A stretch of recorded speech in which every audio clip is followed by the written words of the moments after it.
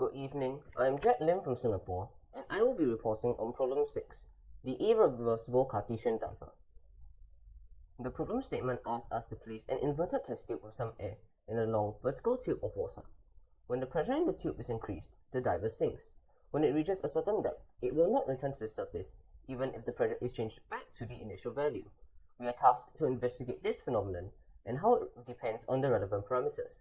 Some possible physical factors to investigate include the height of the air column, the pressure above the water, and the density and mass of the fluid and diver. This is my content for today. First, let us take a look at some basics. My experimental setup consists of an inverted test tube in an airtight plastic bottle. A one-way air valve and a syringe is used to change the pressure, and a digital manometer measures it. To release the diver, I attached paper clips to it and removed the magnet from the bottom of the bottle. We use a cross to track the diver's motion, and calibration markings are placed 5 cm apart on the diver.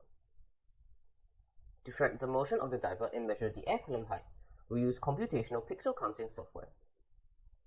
Now, I will move on to our preliminary observations. First, we notice that the diver sinks when the pressure in the bottle is increased.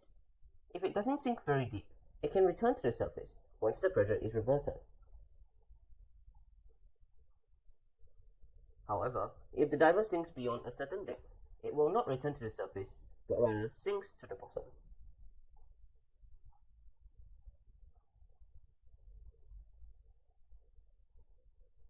Let's take a look at why. Let us first examine why the diver floats. Fundamentally, the air column of the diver results in buoyancy. In particular, for a depth d of water displaced by the bubble, the pressure difference between the water surface and the air-water interface is ρgd. The pressure difference causes an upthrust on the air column and counteracts the weight of the glass diver. The diver hence floats at an equilibrium position, xe, above the water surface. From here on, we define d as the air column height that provides the exact amount of upthrust to balance the weights of the diver in equilibrium. If the ambient pressure were to increase, the increased interface pressure would compress the air column. Hence, the air column height decreases when the ambient pressure increases. To compensate for a decreased air column height, the diver would have to move downward, as the volume of water displaced by the bubble has to remain the same, volume upthrust and weight of the diver to remain balanced. Hence, the equilibrium position is lowered when the air column height decreases, and by extension, when the ambient pressure increases. It is then clear that at a certain critical pressure P star, the air column will be compressed to height d, such that the diver rests just below the surface. This is the largest pressure one may apply without the diver sinking. Past this pressure threshold, the air column will be overly compressed, and the upthrust acting on the diver can no longer overcome the weight of the diver. The diver hence experiences a downward net force and sinks. Previously, we noted that a sunken diver may not return to the surface if the pressure is decreased back to the original value. To understand this, let us analyze the forces acting on a sunken diver when the ambient pressure is P0.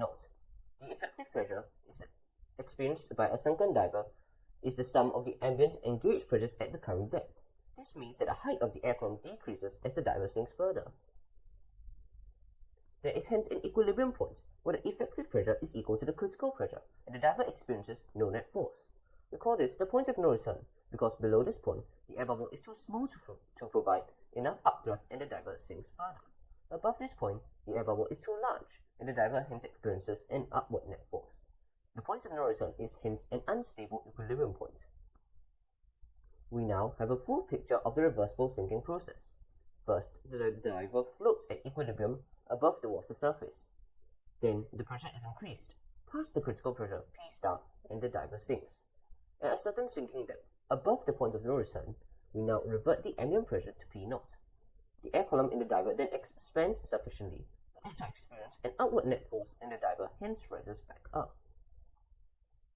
It is now clear how sinking can be irreversible. Again, we increase the pressure past the critical pressure such that the diver sinks. This time, if the diver sinks past the point of no return, even when we revert the pressure to P0, the net force experienced by the diver is still directed downwards, and the diver sinks irreversibly further downward. Graphically, this process is best visualized using a phase plot. The vertical axis is the position of the diver, and the horizontal axis is the ambient pressure. The two boundary lines represent the stable floating equilibrium, an unstable point of no return as the ambient pressure is increased. Within the bounded region, the diver experiences an upward force. Outside, the diver experiences a downward force. Intuitively, these two lines should intersect at the critical pressure, beyond which there is no equilibrium point at all. Here, we have sample trajectories of the diver in a reversible sinking loop. And also when undergoing irreversible sinking.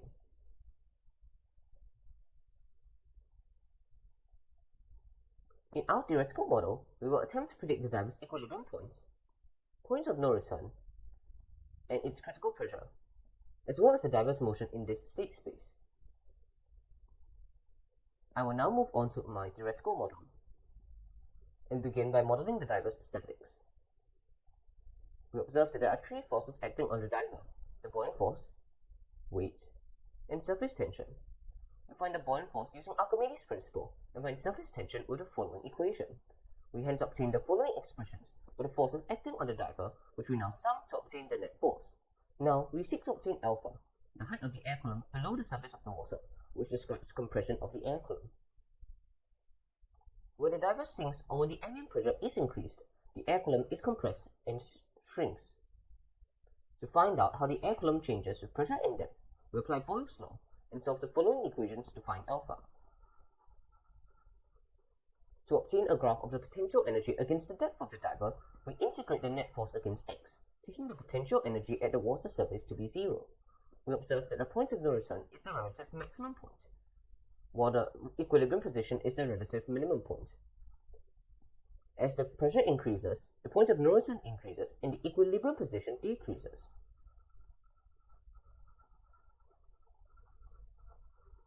Past the critical pressure, the relative maximum and minimum points fuse to become an inflection point. Now we investigate how the phase plot is changed as the air column height is varied. We observe a good agreement with the experimental data. We also notice that the increase in air column height increases the critical pressure, which shifts the graph to the right. In addition, we note that the point of no return increases linearly with pressure, and that this gradient is independent of air column height. To vary the fluid density, we add salt to water. The increase in density shifts the graph to the right, as the buoyant force is increased, decreasing the point of no return and increasing the equilibrium point. These are some other phase plots for salt water. There is a good agreement with our theory. We also carried out experiments on a plastic diver with a smaller radius and height, which is shown on the right. These are the phase plots for various air column heights for the small diver. Similarly, the theoretical model shows a high degree of accuracy. This is a graph of the critical pressure against the air column height.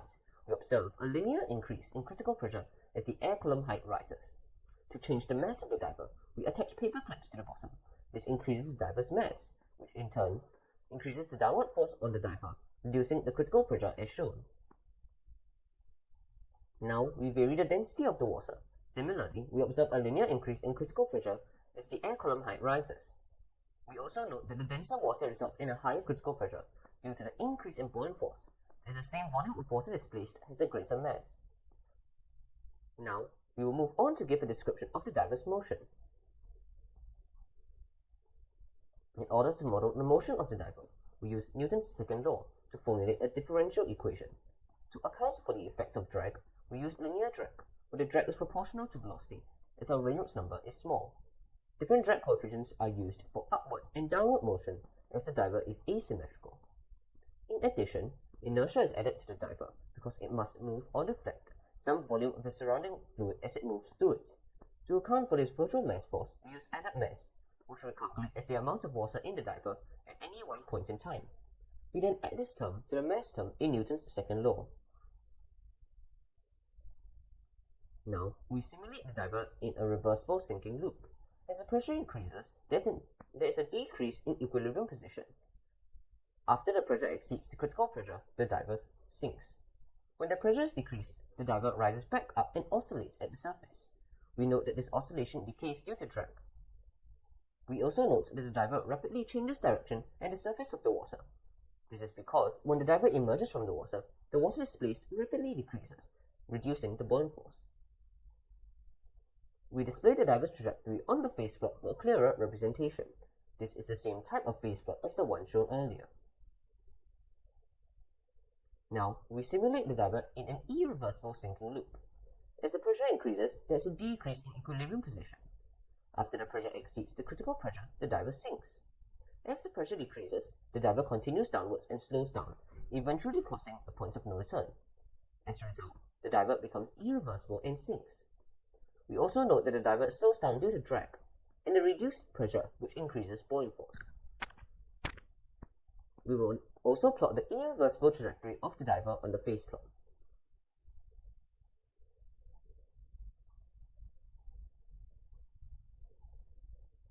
To find the drag coefficients, we fix the diver's oscillations at the surface, hence obtaining the following drag coefficients.